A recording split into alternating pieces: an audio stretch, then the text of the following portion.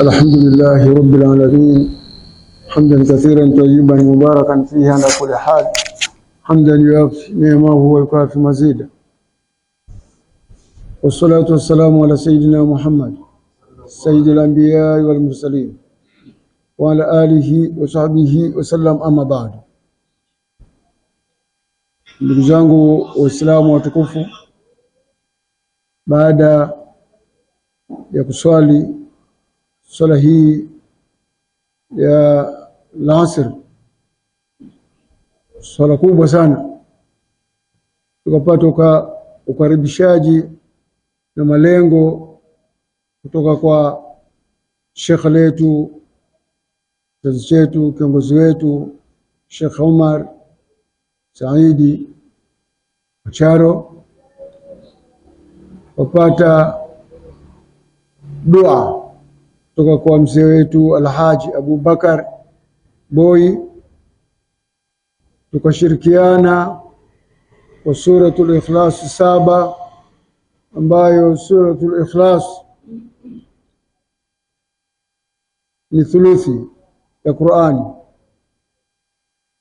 Kwa hivyo tukisoma 3 ni sawa na kusoma msahafu. Sisi tumesoma 7, kisha tukapata na dua kwa Sheikh Abu Bakar na tukainuliwa, yani akanikaribisha kuzungumza kile kichache ambacho Mwenyezi Mungu ataniafiki kwa jambo muhimu sana ambalo limepangika. Jambo lenyewe wala yali na ashiri, siku 10 zina mambo mengi sana muhimu yote yaliyopatikana. Ndio posa kiongozi wetu Sheikh Omar akaona siku 10 zisipite bure, lakini ni watu waitane, wakumbushane kile ambacho Mwenyezi Mungu atajalia watu kuweza kukumbushana. Na kawaida kukumbusha kutamfaa yule ambaye atakumbuka, na yule ambaye Mungu akumjalia kukumbuka pia hawezi atakukumbuka. Darsa tunazifungua leo. Ripoti niliyoipata, sina mada yangu ni kufungua. Niseme leo tumeifungua mihadhara ambayo itaendelea hapa kwa siku 9, ambayo tutamalizia Yaumul Arafa, mwezi 9, siku ambayo ni ya Arafa. Baada ya hapo kinachofuatia ni Idi, itakuwa mihadhara imefungwa. Na naweza nikasema tena, watu wa hapa, sisi watu wa Msambweni tuna bahati kubwa kuweza kupata kiongozi barobaro ambaye anangojwa na mambo mengi katika ulimwengu, lakini kuweza kujitolea kuona kuwa hizi siku 10 zisipotee, au siku 9 zisipotee hizi, na zikifuatia za Muharram pia shekhe ametupangia siku 10 zile pia nazo zisipotee. Jamani, ni sisi watu wa Msambweni na hasatan sisi watu wa sawasawa, ni haki yetu tuseme alhamdulillah. Hakuna kitu kikubwa Waislamu kama kujua kitu. Labda inaonyesha ina maana, labda tuzungumze na walimu, tuwaambie hutuba zetu tumezungumza swala muda mrefu sana, lakini ndio ina maana watu wanajazana msikitini. Si watu wanakuja siku ya Idi mpaka Idi, Ramadhani mpaka Ramadhani, Ijumaa mpaka Ijumaa. Basi inataka mashekhe nao pia waizungumze haji, izungumzwe. Huenda sisi nasi tukaathirika kwa mazungumzo hayo, na sisi tukapenda au tukataka kwenda haji, kwenda kutekeleza nguzo ya 5 ya Kiislamu. Haji zamani watu walikwenda na wanyama hao, watu wakaenda na mameli. Wazee wanasema walikuwa miezi 3 wako baharini, kwenda hija mpaka kurudi ni miezi mitatu na zaidi pia. Sasa hivi ndege kitoka Nairobi masaa 4 iko Jeddah. Sasa hivi hakuna kitu ambacho ni kizuri, kiko raha, kiko tamu kama kwenda haji.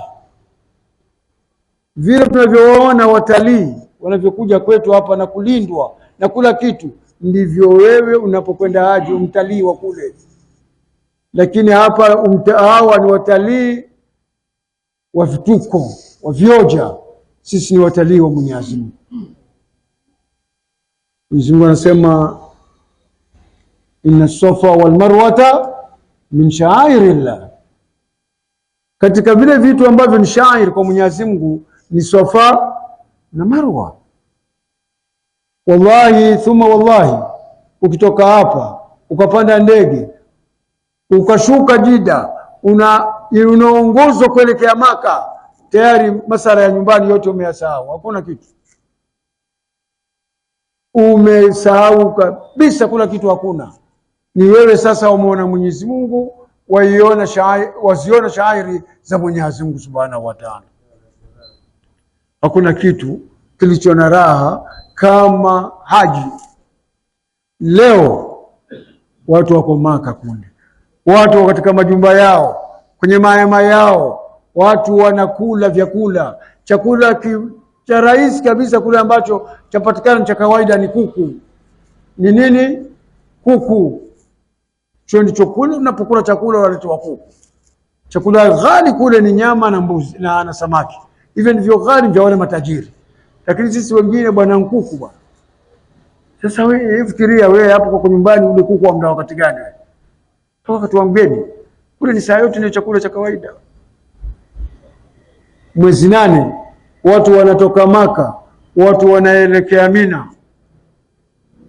Asubuhi na mapema, mkifika Mina pale, wao wajiona kwa ndani ya pepo. Vile namna watu wamewekwa kwa sehemu. Hawa ni wa Tanzania, hawa ni wa Kenya, hawa na ndio kitu sasa hivi pia kama kimekosekana, naweza nikasema hivi. Wakati wa Mtume Muhammad watu walikuwa viongozi wa bendera. Ndio Jafar bin Abi Talib alipokuwa akipambana kwenye vile vita, ilipokuwa ameshika kwa mkono wa kulia ukakatwa upanga, bendera ikaanguka, akaishika na mkono wa kushoto, akakatwa upanga, bendera ikaanguka, akaikumbatia kwa visukusuku vyake. Lakini Uislamu usiwe chini. Kile kitambara kile, bendera. Kule ukifika kule, wewe kitu kikubwa kipotea tu ni kuuliza kuwa watu wa Kenya wako wapi? Waambia bendera ya Kenya, kitambara chao kiko sehemu fulani. Utaona kwa juu kabisa, utajua kwa hapa karibu amiri, karibu mkuu. Utajua kwa pale ndio watu wa Kenya wako pale. Watu wa Uganda wako pale. Ukiingia pale ukutana jamaa zako wote wako pale. Watu wanalala asubuhi na mapema, watu wanatoka. Wanakwenda Arafa, wanapita Muzdalifa, wanakwenda paka Arafa. Wakisha kufika Arafa, sikaribu takribani inaweza kuwa hapa na Tiwi, lakini watu wanakwenda na mguu na ujisikii kuchoka wala una shida, kwa sababu ukimwangalia yule kuzaa mama yako, nyanya yako, vile anavyokanyagelea lami, yani hukutia moyo kwa na wewe upate nguvu ya kwenda. Vyoo ni vingi njiani, juisi ni nyingi, chai ni nyingi, hakuna shida. Raha tunazungumzia yani raha ya kule, ile angalau yani ile roho tu angalau itamani tu, itamani, na kule kutamani mbele yake kisha itakuwa nini, kufaulu tu kabisa. Ukishakuingia pale basi kula watu wanakwenda sehemu yao, wanakaa. Zamani ilikuwa ni wakali, siku hizi ni 140 mingi. Unakaa chini, kula mmoja, wanafanya shughuli zao mpaka adhuhuri, watu wanaswali. Msikiti ule ambao ndio mwanzo ukitaka kuingia pale, watu kisha kumaliza kuswali adhuhuri, wanaswali na alasiri. Watu wanaingia kumtaja Mwenyezi Mungu, la ilaha illa Allah wahdahu la sharika la lahul mulku wa lahul hamdu yuhyi wa yumiitu wa huwa ala kulli shay'in qadir. Hiyo ndio lugha wanizungumza mapamuma. Watu wakizungumza mawili matatu, watu wanarudi la ilaha illa Allah wahdahu la sharika lahu lahul mulku wa lahul hamdu yuhyi wa yumiitu wa huwa ala kulli shay'in qadir. Watu wanaendelea hapo mpaka magharibi. Magharibi ikiingia kuadhiniwa, ukisha kuadhiniwa watu hawaswali magharibi, watu wanatoka wanarudi Muzdalifa wanakuja Mina. Sasa pale kukiadhiniwa watu wanatoka, waliokuja ni 6,000,000, 8,000,000, 10,000,000, na watu wote wanatakikana waondoke hapo swali magharibi. Wote wakaswali Muzdalifa huko ya kasri, ambayo itakuwa watakwenda kuswalisha na hiyo magharibi pamoja. Wewe cha kustaajabu kitu kimoja, simama kando kidogo waangalie kule juu ya mbingu. Ile vumbi lililoanzia hapa chini kwenda kule, waweza kusema ni ghorofa imepigwa bomu, sasa kumechamkana na mchanga. Vumbi linaelekea huko. Mwenyezi Mungu kule anawaambia malaika, muona nini huko? Utaona vumbi kubwa kabisa. Lakini nani hao? Ya watu ambao wamekuja kutubia, taka msamaha kwako. Wataka nini? Wataka pepo. Hawataki nini? Hawataki moto. Wameviona hivyo? Hawajaviona. Na wangeviona wangezidi. Wanaambiwa malaika na Mwenyezi Mungu, haya shuhudilieni hawa wote nimewasamehe. Jamani, huku kusamehe huku pia hatukutaki sisi. Mioyo imekufa kabisa. Innamal a'malu binniyati. Nitashangaa na wewe utashangaa. Na nyumba mimi ghorofa 2, ghorofa 3, na nyumba mimi ambayo rent yake napata 300,000, 200,000, lakini nashindwa kwenda hija. Nikamwambia Mwenyezi Mungu, mimi nilikuwa siwezi, sikupata uwezo. Mungu, sikupata uwezo, ndio maana sikuja hija. Na shamba mimi eka 12, kisha niende nikaweke huja mbele ya Mwenyezi Mungu, niseme kwa mimi nilikuwa sina uwezo wa kwenda hija, lakini nilikuwa na shamba eka. Hadithi ya Bwana Mtume Muhammad inatufahamisha kuwa yoyote ambaye alikuwa na uwezo na akwenda haji, akifa kabla mambo yote kufanywa ya kurithiwa, kwanza kupatikane mtu wa kwenda kumuijia yule aliyekufa. Mzee ameacha eka 12, tunachukua eka 3, twazisukuma, bwana wewe ninataka ukamuijie mzee, tumsalimishe kule, kwa sababu lengo ni kumsalimisha kule. Yeye kwake alichokuwa nacho, fikra zake ilikuwa anatafuta pesa, ilikuwa hajui kule kumiliki vile vitu alivyonavyo, tayari ndio uwezo huo. Waislamu, haji ni nguzo ya 5, lakini hakuna kitu kikubwa, kitu raha kama haji. Sayyidina Umar radhiallahu anasema, yule mwenye kwenda hija anasema maghfuru lahu, yeye amekwisha kusamehewa. Waliman yastaghfiru lahu alhaju, mwenye kwenda hija amesamehewa, na yule mwenye kutakiwa msamaha, yani mwenye kuombewa dua na mtu aliyokwenda hija, naye amefanya nini? Amesamehewa. Kwa muda gani? Sayyidina Umar anasema fi shahri dhil hijja wal muharram wa safar wal 20 min rabiul awwal, yani mfungo 3 baada ya watu kisha kutoka hija, tayari msamaha hapo.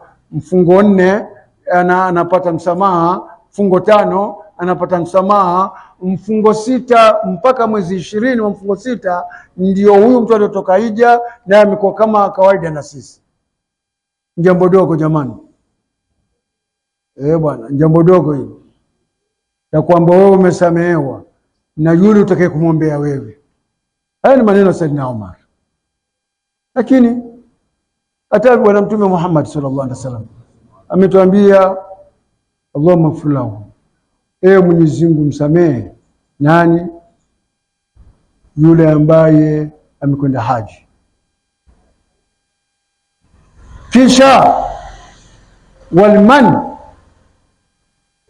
yaghfir lahu alhaju, na yule ambaye pia naye ameombewa na alhaji, pia Mwenyezi Mungu msamehe. Hii ni dua Bwana Mtume Muhammad. Jamani, hija ni kitu muhimu sana.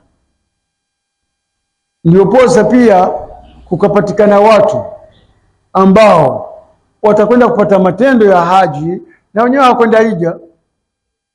Kwa sababu gani? Kama tulivyosema, innamal a'malu, nia yake ilikuwa ni kwenda, lakini kazi ya Mwenyezi Mungu nayo kwa kivyake. Akipanga hivi kunatokea ile, akipanga hivi kunatokea na mfano tunaambiwa kuwa hija ni umra, ni Arafa. Waweza kwenda kule wewe, lakini ukifika kule umekwenda mapema mzima mpaka mwezi 9 ni siku ya Arafa, ukawa mgonjwa wewe, wenzio wakaenda hija, wakimaliza Arafa huko wanakuja tena maimani, wanakuchukua na kupeleka hospitali nini, unarudi na wenzio nyumbani. Huku hiji huku hiji tena, itakubidi uje uhiji tena, kwa sababu alhaji wa Arafa, hija ni Arafa, na wewe umeshindwa kwenda kusimama Arafa. Kwa hiyo si jambo yani la kufanya mzaha mambo ya haji. Ni mambo ambayo yatakaiwe katika fikra na watu wazungumzane. Ndio maana wale watu wenzetu wale wanaopeleka mahujaji wameweka benki yao ya kuwa watu wakishakutoka haji, watu wanaweka kidogo kidogo pale. Kile unachopata wewe unaweka pale mpaka wakati ule ukifika wa haji, unafanywa hesabu yako, waambiwa tayari kimepungua kiasi kidogo, unamaliza pale, unakwenda haji. Hawa ni wale watu ambao wana nia ya kwenda haji. Lakini kuna watu ambao pia hupawa pesa za kwenda haji, lakini pesa kazitumia. Kuna watu pawa nafasi ya haji, lakini tikiti akaitoa na mtu mwingine akataka zile pesa. Kwa sababu gani? Mungu hakumpanga kuwa aende kule. Shetani hakuna kitu ambacho kinamuudhi kama mtu kwenda haji, kwa sababu amempoteza Mungu na mambo mengi huku na huku, huku na huku. Lakini leo akienda kule, akirudi anakuwa kama alivyozaliwa na mamake. Uislamu, nguzo za hija ni 5. Nguzo za hija ni ngapi? Ni 5. Kwanza anasema lihramu maania, yani kuirimia na kutia nia. Unatia ile nia huku wewe unatia nia. Ni japo kuwa sisi kwa sababu ambayo hata sijui uoga sijui nini, mtu hati kuaga watu ambao ukiaga utakufa, ambao ukiaga sijui utakuwa vipi. Kazi yako, kazi yako. Anayepeleka watu hija na kuwarudisha ni Mwenyezi Mungu Subhanahu wa Ta'ala. Sasa mfano wewe ukienda kule hija, mfano ukafa kule, tatizo liko wapi? Kwa umekufa shahidi. Ni hadithi ya Bwana Mtume Muhammad. Bwana Mtume Muhammad sallallahu alaihi wasallam anatuambia, mwenye kufa baada ya Ramadhani, mwenye kufa kwa kutoka vitani, mwenye kufa akiwa amekwenda haji kule, huyo ni shahidi. Sasa utakalipi tena baada ya aga wenzio kwa mimi naenda, basi mtu utapata dua za wenzio, watu watakombea Mungu. Nikiwa watu wana hasadi zao, si kazi yako wewe, wachie Mwenyezi Mungu. Waislamu, leo ni mwezi mosi. Leo ni mwezi mosi wa siku zile 10 tukufu. Nimeambiwa hapa kuna mashekhe ambao mimi nilikuwa nifungue tu niseme nimemaliza, kama mzee wangu alipoambiwa nikaribishe, akanishika mkono tu, aliponiweka hapa akawa amekaribisha tayari. Mimi nilikuwa nimeambiwa mfungue, lakini kuanzia kesho kutwa na kuendelea, basi pamoja na kuwa umzito huko kuja kukaa tu jamani, ukasikiza pia nako kuna uzito huko. Kuna uzito kwa sababu humo kuna watu huwa hawamo humo, katika wale watu ambao wamechaguliwa na Mwenyezi Mungu. Mwenyezi Mungu ana waja wake bwana. Mwenyezi Mungu ana watu wake. Wewe ikiwa humo, tukafanywa vipi? Gari za kuja hapa kuchukua na baridi hapa hapo mlango wa gari kwa kurudisha nyumbani, sababu humo.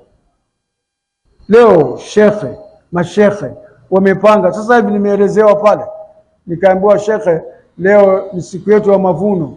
Haya, vipi? Nikaambiwa hapa kuna darasa, na baada ya darasa tunakwenda kwenye nani, dawa tablighi yetu ya Jumatatu. Leo utakuwa Kingujini, si Kokotoni huko Kwa hivyo leo ni siku ya kuvuna huku na huku. Nilimwambia, lakini watu hawajui. Leo ingekuwa watu wanajua hivyo, watu wangeshindana, na ikiwa ni hasadi watu wangeusudiana, kwa kuwa mbona mwenzangu ananishinda mimi kwenda kwenye dawa. Leo yuko hapa anasikiza, akitoka hapa anakwenda kule, kesho kuna mawaidha hapa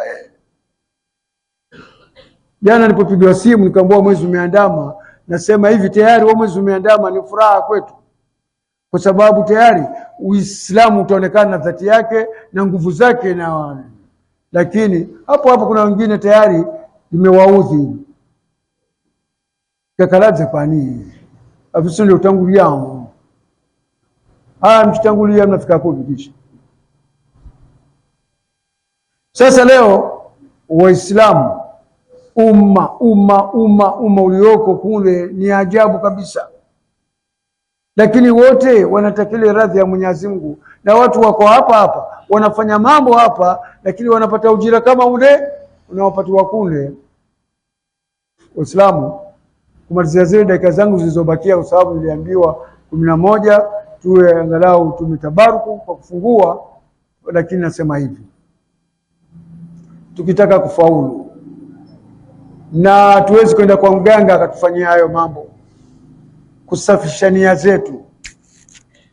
zetu ziwe mzuri. Ndugu zangu Waislamu, nia zetu ziwe mzuri, watu wapendane. Ustadh Omar, juzi nimekaa pale, nimefundisha wale watoto, nimekaa pale nje, niko katika kuwaza hawa watoto wangu karibu 85 watakula nini hawa mchana nini. Mara mwana Sheikh Omar anakuja, tukaanza kuzungumza pale, ananiambia bwana, nakualika uje unifungulie. Mawaidha yataendelea huko, lakini uje unifungulie vikao tukavyokuwa vitaendelea. Na yeye akaniambia sio mimi peke yangu, tumekaa na wenzangu, ndio katika kukaa ndio tukapendekeza wewe, ndio nikatumwamini. Hata hivi nimekuja na nguo, hata sikuja na bodaboda, nimekuja kwa nguo. Hadithi ikaja hapo ya Bwana Mtume kwenye kichwa changu, hata sikusoma kwake. Idha haba Allahu qauman idha haba ahadukum akhahu falyuallimuhu annahu yuhibbuhu, anapopenda mmoja wenu ndugu yake, falyuallimuhu, basi namjuze, annahu yuhibbuhu. Na sasa si mmoja kumpenda, ni watu wamependa, ndio wakasema kwa kamwambieni fulani, naye nikamwambia mimi kwa shughuli zangu nilizonazo, hata watu wanajua hivi, lakini kwa sababu wenzangu wamekaa wakasema kwa wacha tukamwambia ustadhi aje atufungulie, na yeye kisha kazidisha maneno hapo, akasema wenyewe wana sababu nyingi sana. Sasa japo yeye kunieleza sababu ni zipi na nini, lakini hii sababu ya kupendana hakuna siyojua. Hii hadithi siku zote usomwa na hawa mashekhe, wanatuambia watu 7 yudhiluhumullahu fi dhillihi yawma la dhilla illa dhilluhu. Watu 7 watakwenda kuwa kwenye kivuli cha Mwenyezi Mungu. Ni wengi wale, ikiwamo ndani yake waambiwa ni imamu mwadilifu. Hatuwaoni si wale maimamu mwadilifu? Sasa hivi umefika wakati wa nyama, sio? Nakumbuka sehemu nyingine kuligawanywa nyama, watu wakala nyama kwa sababu hana friza, mpaka ikabidi siku ya 3 ya 4 na hana friza, ndipo zimeanza kuharibika, ndio wanazifukulia shimo asizike. Mpangaji anauliza, ni Waislamu vipi? Kitu mmepata riziki ikiwa nyinyi hamna friza imezidi, kwa nini sisi mtusaidii? Mpaka ndipo mwezika. Na ni 5 salawati. Ana swali kweli huyo? Hivi ndio swali hivi ninavyosema. Sallala laysa almu'minu yashba wajaruhu fi jambihi ya yum.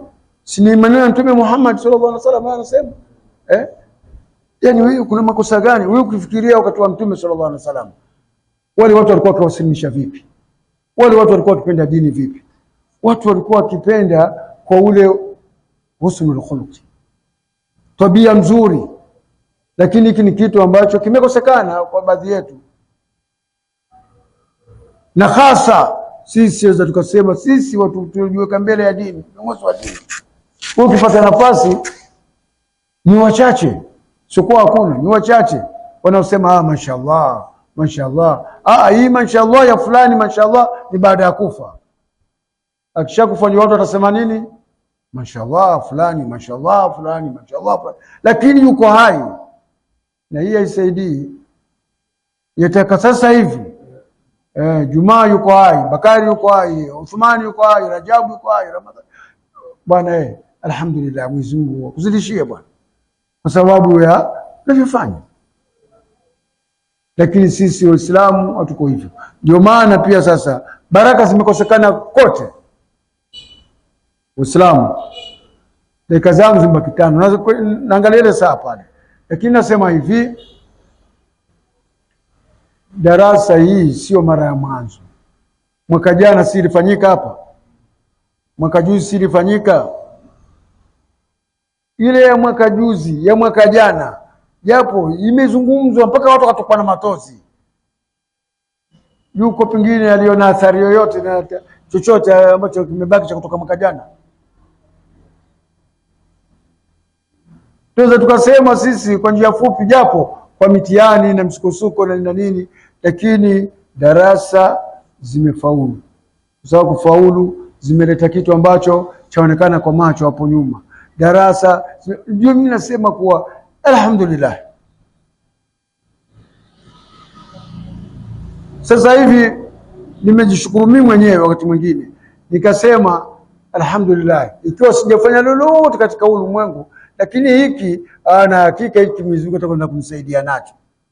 Siku moja nimekaa pale madrasa kwa mzee mwingine, akasema natoka mahala kidogo, nilikuwa nimekwenda kuzika, lakini nikifika pale nikapata wale wanawake kumbe hawana mwoshaji wao anayejua kuosha mwanamke mwenziwe.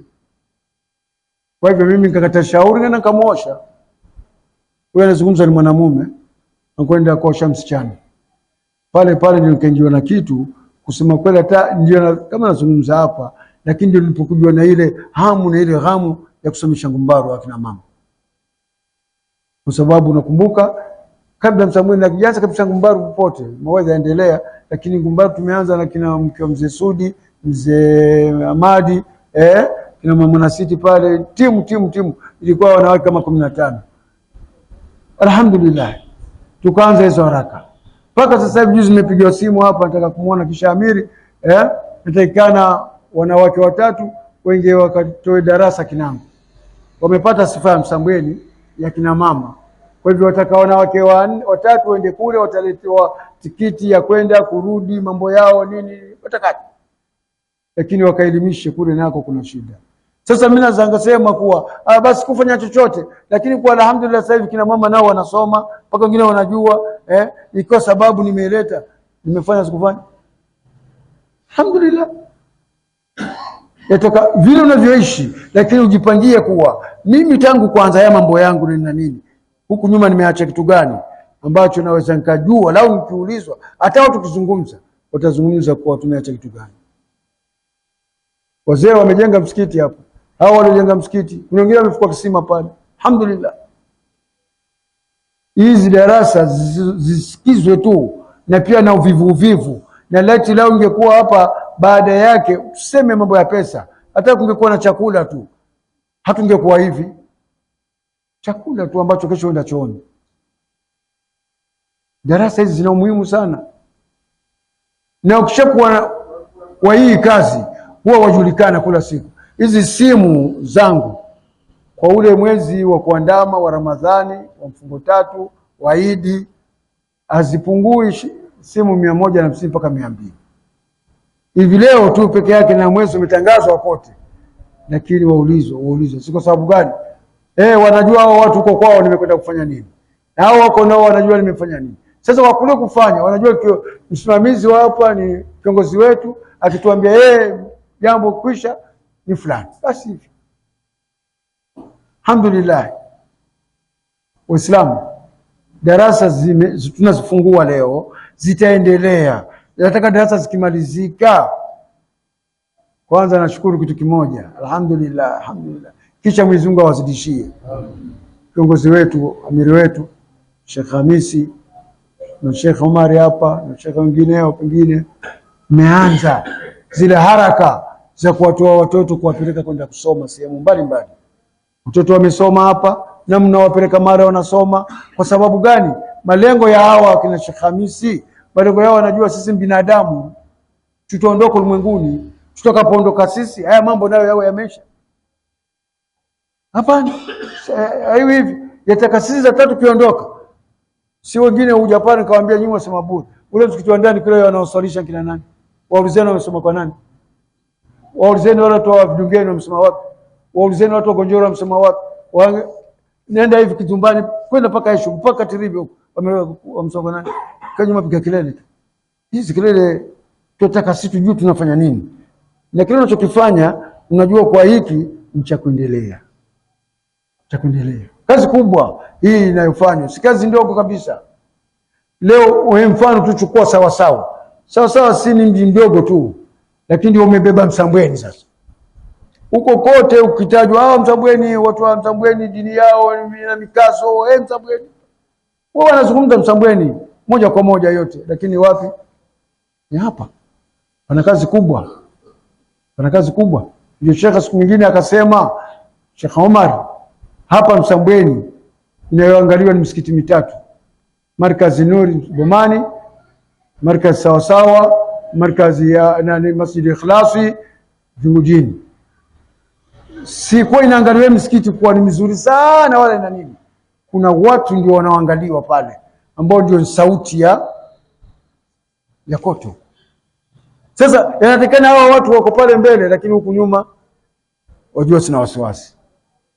Hata nikiondoka sasa hivi, lakini watu wako na shughuli itaendelea kama kawaida.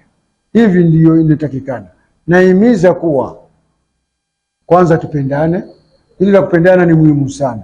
Tukipendana mambo yote yatakuwa rahisi.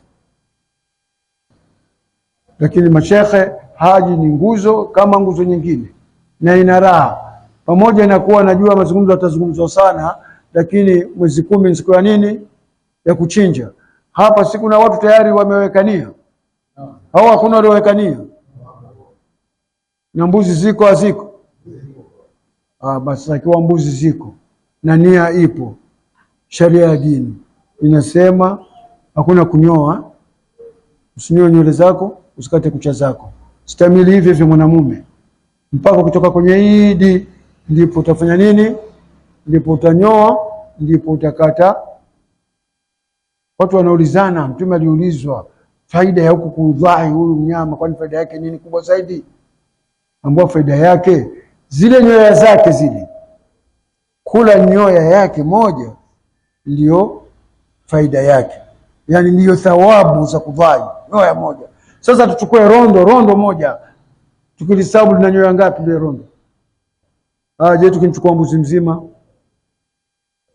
kuna haki sisi tudhai au tusivai? Tudhai. Lakini wengine pia ughafirika kidogo, wanamongozo hata sijui watoka wapi. Watu wanasema msikiti mzima wanachangia ng'ombe. Ndivyo shaka, ndivyo mwongozo unavyosema, msikiti mzima uchangia ng'ombe. Tunachangia ni watu 7. Tunachangia ngamia watu 7. Leo msikiti hapa ndani wamekuja leo pale kwangu kwa wanatafuta ng'ombe, tayari wamechanga watu 7 tayari. Sasa wengine wameanza kuchanga, wamefika 2, wanangoja tena waongeze watu 5 wapate ng'ombe za 2. Hii ndio nidhamu ya kudhai. Lakini watu wanavai, waambiwa kwa msikiti wao wenyewe unavai msikiti wao.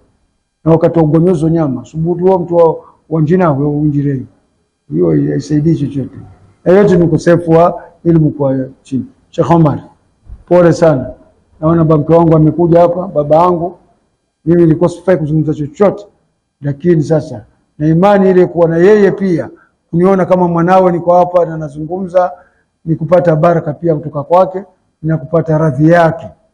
Kwa sababu mimi kabla kuja Msambweni nimeelezwa sana mzee Muhammad Hussein, Sheikh Salim, Sheikh Saidi hapa, na ndio poso kaona wakati mwingine nilikuwa nikija nikikaa na kijamvi pale na Sheikh Saidi, ndio poso kamaona mzee Muhammad Hussein alikuwa jambo lake mpaka nenda kwa bamke huko, na ndio Sheikh Saidi.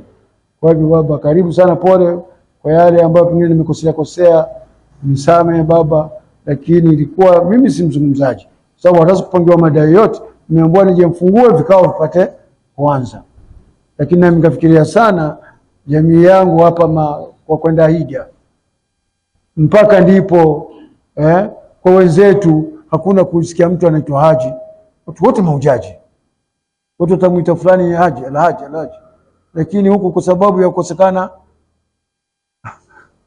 utaona mzee, ukienda tu ukija mzee. Kwa hivyo nakwambia baba, au sote tuambia neni chafu, sote twendeni. Amen. Lao tungekuwa tunajua thamani ya mtu kwenda hija, ile ndege ikisimama tu wale malaika upangana laini kuwapokea wale wenye kushuka kuja kwenye hija. Upangiwa foleni ni malaika jamani, kupokea kwa pawa mkono, kumbiwa dua na malaika wanakupokea, huja ingia huko ndio unashuka ndani ya ndege. Zamani ilikuwa watu wakishuka kwa wanyama wanapawa mikono na malaika, siku hizi si wanyama, ndege inakuteremsha unapawa mikono na malaika. Jambo dogo hili, inshallah Mwenyezi Mungu atatujalia. Sheikh Omar, kwanza sasa nasema nimekaribisha, nimefungua nyadhara iendelee na tuhudhurieni kwa wingi inshallah, tuje tupate faida, na inshallah Mwenyezi Mungu kula ambaye amechangia lolote, Mwenyezi Mungu inshallah atapata ujira wake, na Mwenyezi Mungu atupe thawabu za maujaji kabla hata hatujakwenda, na Mungu atujalie na sisi twende kama vile wenzetu walivyokwenda. Ndugu zangu Waislamu, kama tulimsikia mufti wetu Sheikh Ramadhan, tunamwombea Mwenyezi Mungu Subhanahu wa Ta'ala ampatie elimu iliyo na manufaa. Mwenyezi Mungu atunufaishe kwa baraka zake, Mwenyezi Mungu atunufaishe kwa elimu yake, na ufunguzi wa Mwenyezi Mungu Subhanahu wa Ta'ala aujalie uwe na fathi kubwa katika kituo hiki kitakachonufaisha duniani na akhera.